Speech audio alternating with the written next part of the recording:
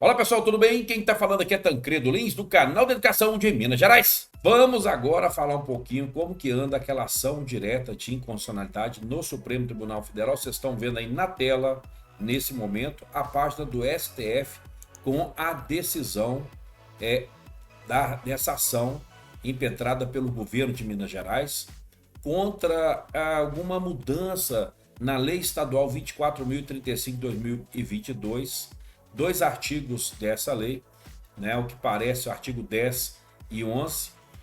O governo de Minas tem contestado essa lei porque houve, por ocasião, essa decisão do governo em conceder o reajuste. Os deputados inseriram emendas, o governador vetou as emendas, os vetos foram derrubados e mais tarde, né, portanto, a legislação foi questionada pelo governo de Minas através do Supremo Tribunal Federal. E aí a questão, pessoal, é o seguinte: vale o artigo 10 e o artigo 11, um tratando sobre reajuste, outro tratando sobre anistia, né? E também sobre a questão das forças de segurança. Essa DI 7145, ela vai tratar da validade de artigos da Lei 24.035 de 2022 de Minas Gerais. Já fiz um vídeo, inclusive, comentando sobre esta ação. Entre outras coisas, pessoal, ela concedia um auxílio social a servidores da educação e, como eu mesmo disse, anistiava faltas de grevistas. O objetivo da ação era verificar se as normas que tratam da atualização do piso salarial e do auxílio social violam a Constituição Federal. Então essa ADI 7145 que vocês estão acompanhando é uma ação direta de inconstitucionalidade ajuizada pelo governador de Minas Gerais contestando o artigo 10 e 11 da Lei Estadual 24.035 de 2022. Então ele está questionando o quê? A atualização do piso salarial nacional para os profissionais de educação, o auxílio social no valor de 40% da remuneração básica para um grupo específico de servidores e anistia de faltas de profissionais da educação que participaram de um movimento grevista. Vamos movimentar a tela para vocês verem como que está essa DI hoje no STF. E já tem de cara também uma observação a fazer para vocês. Ou seja, calma, eu vou mostrar para vocês. Mas qual que foi o entendimento do Supremo? Né? Eles pediram, inclusive, houve uma medida cautelar, suspendendo os efeitos do artigo 10 e 11 até que houvesse a decisão no mérito da DI 7145. O Supremo Tribunal Federal então tomou essa decisão, tendo em vista, né, pessoal, que seriam feitos repasses para os trabalhadores e que, se amanhã o Supremo Tribunal Federal decidisse que esses artigos realmente eles violam a Constituição, no artigo 10 e 11, como é que você ia reaver esse recurso? Então, a medida cautelar serviu para isso, para suspender os efeitos. O relator entendeu que esses dispositivos eles tratavam de questões que deveriam ter sido objeto de iniciativa do governador e não da lei estadual, que tinha outro propósito original. O governador fez essa lei, encaminhou para a LMG, lá sofreu alterações e saiu, vamos dizer assim, do gosto do governo. E aí, como mudou aquilo que era projeto de origem do Poder Executivo, o Supremo Tribunal Federal, a princípio, entende que esse tipo de ação não pode ser feita. Tá, gente? Bom, segue então, porque um outro ponto é que também não apresentou de onde que seriam custeadas essas despesas. Porque o artigo 10 e 11 trariam impactos financeiros, aí eu estou falando à luz do direito aqui, tá, gente? Para os trabalhadores, para o Estado de Minas Gerais. Recursos esses que seriam repassados para a educação.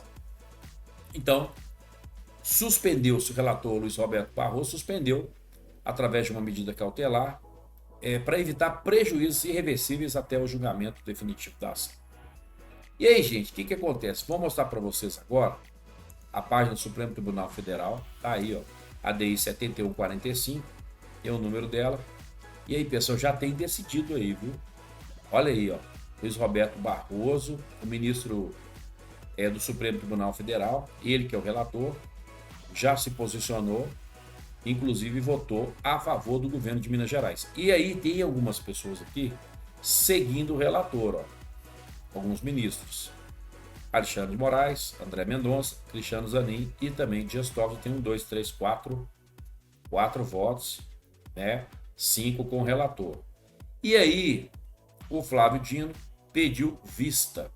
Tá, pessoal? Vocês estão acompanhando aí, tem o pedido de vista do ministro Flávio Dino. O que isso quer dizer? Né? Quer dizer que a partir de agora, o ministro do STF, Flávio Dino, vai ter 90 dias para analisar. Então ele vai ter 90 dias. A partir daí, o processo é devolvido após a publicação da ata de julgamento. Tá, pessoal? Após esse prazo, o processo é liberado automaticamente para a continuidade da análise. Então, o pedido de vista no STF é uma solicitação feita por um ministro para suspender temporariamente o julgamento de um processo e analisado com mais profundidade antes de apresentar o seu voto.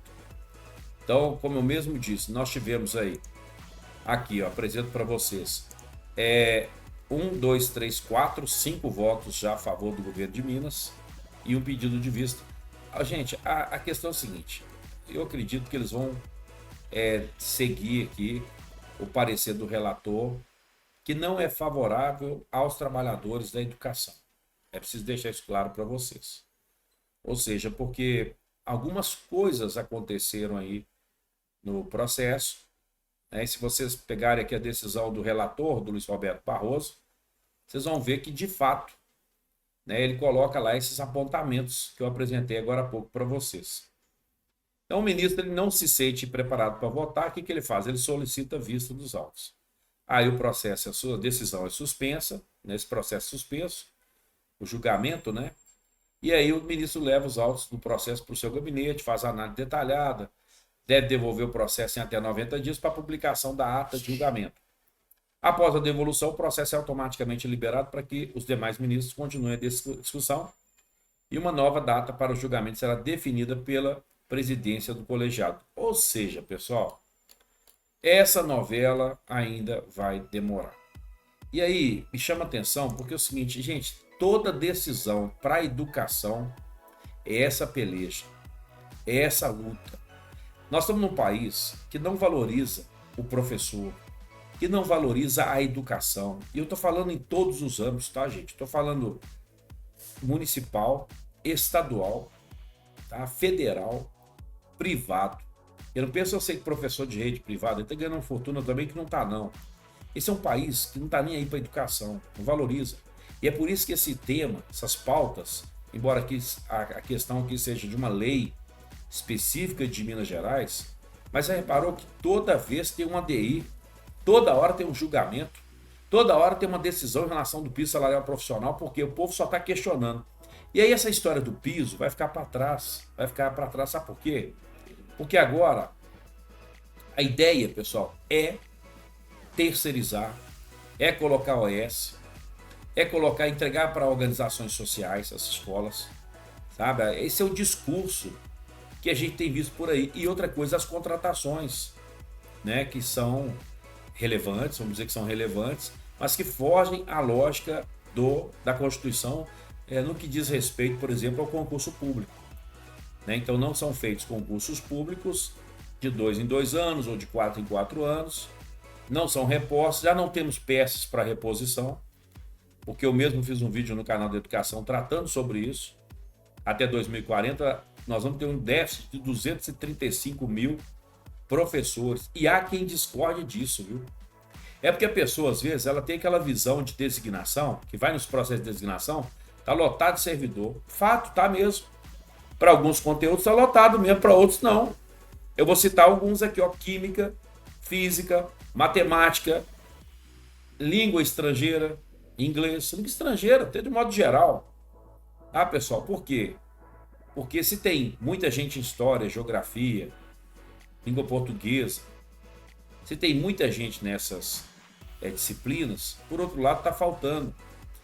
Aí essa questão, gente, então assim, pouca valorização para os trabalhadores, poucas decisões favoráveis para a educação, entra governo, sai governo, e essas pautas sempre sendo ajuizadas. Eu lembro bem, na época lá do governo anterior, Mas não é o governo anterior do Zema, não. Porque o governo anterior agora é o Zema. Eu acho interessante que ele vive criticando o governo anterior. Mas o governo anterior é o dele. Então ele está sempre criticando ele mesmo, né? Mas ele fala de um governo anterior ao dele, ao do primeiro mandato. Né? O governo lá de Fernando Pimentel. E aí ele tinha uma lei importantíssima, aquela legislação que trata, né, gente, sobre o pagamento do piso salarial profissional da educação. Essa lei, gente, ajuizada também em Minas Gerais, né? Foi lá para o Tribunal de Justiça. Então, assim, já tivemos aí algumas situações complicadas e decisões desfavoráveis aos trabalhadores da educação. E aí eu quero saber como é que anda essa lei, porque eu preciso entender o que foi feito, né? O que o nosso sindicato fez, porque eu tenho certeza que entrou com recurso contra essa decisão dessa lei 15.710 de 2015, que é a lei que trata sobre o pagamento do piso salarial profissional integral para todos os trabalhadores da educação para 24 horas semanais. E mais do que isso, a extensão desse pagamento também, todo ano quando é feita a portaria ministerial, interministerial, né, aquela decisão que altera os valores do piso salarial profissional, esse repasse também para as demais categorias.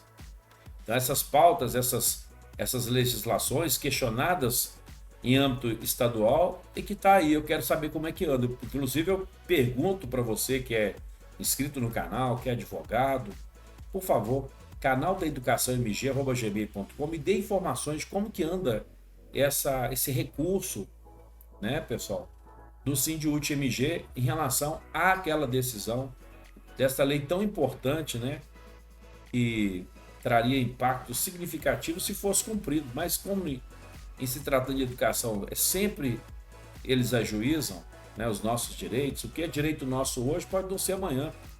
Eu lembro bem quando o Aécio Neves estava lá, Anastasia, né, choque de gestão, muito bem lembrado aí pela Denise Romano, na última audiência que tratou sobre o reajuste, o pagamento do reajuste aos aposentados, uma dívida de 2016, janeiro, fevereiro, março, abril, lamentavelmente, né?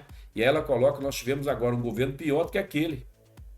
E aí, em relação ao choque de gestão, eu lembro bem que foi quando acabaram criaram aquela tabela absurda de subsídio, que a lei 15.710 de 2015 derrubou de cara, já derrubou, isso foi uma coisa positiva.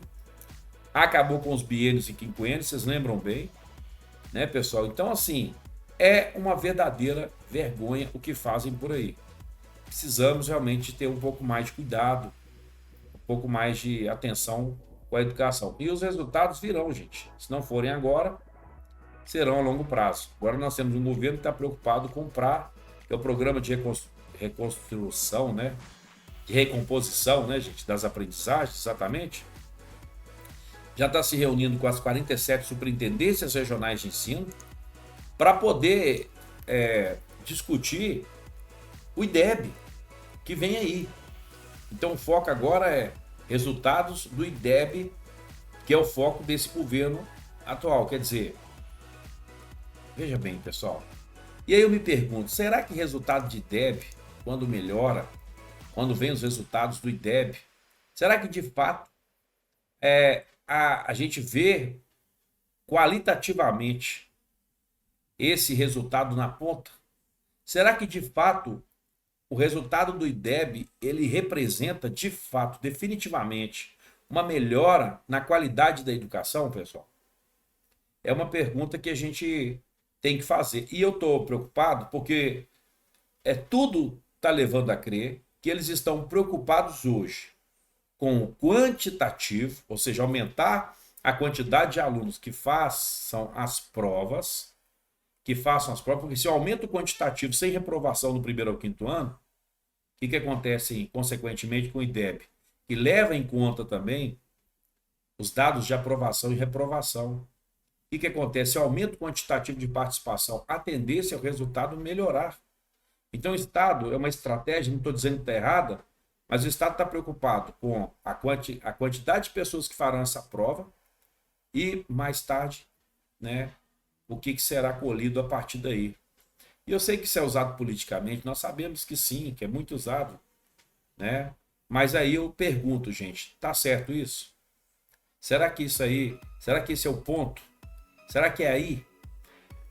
Eu encerro o vídeo dizendo para vocês o seguinte: enquanto não valorizarmos a educação, enquanto não valorizar o professor, enquanto não colocar o professor em primeiro plano, a escola, a educação, e eu não estou falando professor só não, estou falando escola como um todo, porque a preocupação do governo, ao que parece, desse governo é a merenda do aluno, que é importante também, mas é importante a merenda do aluno, nunca se deu tanta importância à merenda do aluno, e sempre com aquele discurso daquela aguinha com arroz, né, que isso já não existe mais. Então, alguém entrou em alguma escola, percebeu uma merenda mal feita por um mau gestor, é preciso deixar claro isso, porque hoje no gestor público que oferece uma merenda, água com arroz, sinceramente, gente, é o verdadeiro absurdo, são escárnios. Então você entra numa escola, onde ali você tem um mau gestor, e aí você cria um juízo de valor para todas as instituições de ensino, como se todas as escolas oferecessem uma aguinha com arroz. Eu lembro bem que na nossa escola mesmo, a nossa merenda já era excelente, mesmo antes de todos esses governos. A merenda já era boa. É preciso destacar que houve realmente um repasse maior de recursos para a merenda escolar. A gente precisa fazer essa análise. Mas a merenda já era boa. E a gente não pode pegar um caso e tratar como se fosse uma verdade absoluta e dizer, olha como era antigamente. São as considerações que o canal de educação faz nesse momento. Não tenho nada contra prática, não tem nada contra aprendizagem, não tem nada contra estratégia, vamos dizer que é uma estratégia mesmo para poder melhorar os índices do IDEB, mas a questão que eu faço é, será que resolve o problema, gente? Será que o ponto é esse? Entende? Aquela escola que está com o IDEB de 7.1, realmente, ela significa que os alunos estão aprendendo? É isso, pessoal? Vou encerrando por aqui. Um grande abraço para você. Faça a sua inscrição no canal da Educação e acompanhe todas as ações diretas de inconstitucionalidade, todas as ações. Eu peço mais uma vez para você que é advogado, que está acompanhando o recurso da Lei 21.710/2015, impetrada pelo Sindiúte, contra a decisão do Tribunal de Justiça, eu peço, por favor, que mande para mim em canaldeeducaçãomg@gmail.com informações sobre o caso. Eu vou fazer um vídeo. Um grande abraço para você. Quem está falando aqui é Tancredo Lins, do canal de Educação de Minas Gerais. Fique em paz e que Deus te abençoe.